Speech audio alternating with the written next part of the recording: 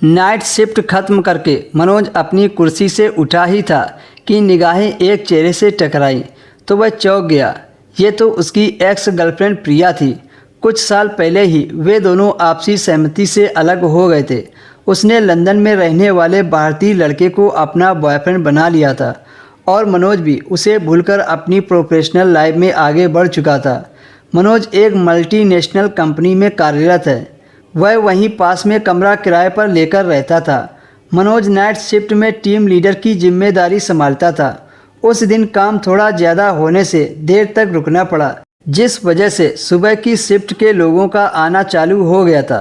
प्रिया को पहचानते ही वह उसे अनदेखा होने का नाटक करने लगा और रेस्ट रूम की तरफ निकल गया। हाथ मुंह धोकर फ्रेश हुआ और कुछ खास लड़कों को प्रिया की जानकारी निकालने की जिम्मेदारी देकर चला गया। पता चला कि उसने नया ऑफिस ज्वाइन किया है और वो दूसरी टीम में है।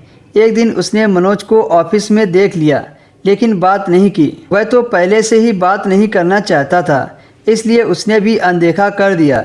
एक हफ्ते बाद उसने ऑफिस के ईमेल पर उसकी चेक रिक्वेस्ट आई। वहीं से मनोज की बात फिर से स्टार्ट हो गई। चैट करने के बाद पता चला कि लंदन वाला बॉयफ्रेंड पढ़ाई पूरी करके इंडिया वापस आया था। वे दोनों अब भी साथ थे और जल्द ही शादी करने वाले थे। उनकी शादी के बारे में मनोज को पता चला तो उसकी सुलग गई। वह प्रिया के साथ भले ही फिजिकल नहीं था, लेकिन पुराने दिनों में जो संबंध उन दोनों के बीच हुआ था, उसकी यादें कहीं ना कहीं मन के किसी कोने में हमेशा दबी रहती हैं। उसको जलाने के लिए मनोज ने भी प्रिया को बोल दिया कि हमारी भी गर्लफ्रेंड है और हम दोनों शादी करने वाले हैं। मनोज को नहीं पता था कि उसको सुनकर उसे कैसा लगेगा, लेकिन वह खुद को सिंगल नहीं दिखाना चाहता था, इसलिए उसने प्रिया से झूठ बोल दिया था। इसी तरह उन दोनों की रोज़ बातें होने लगी।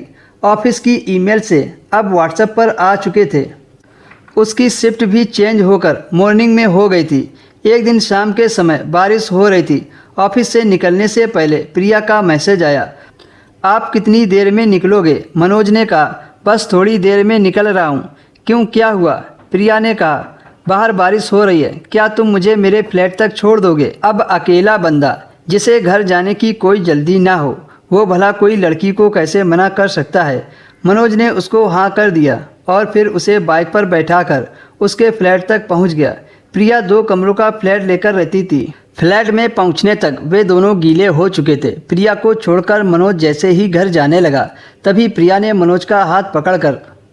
दोस्तों, इसके आगे की स्टोरी आपको नेक्स्ट वीडियो में शेयर की जाएगी। अगला पार्ट देखने के लिए हमारे YouTube चैनल को सब्सक्राइब कर लीजिए।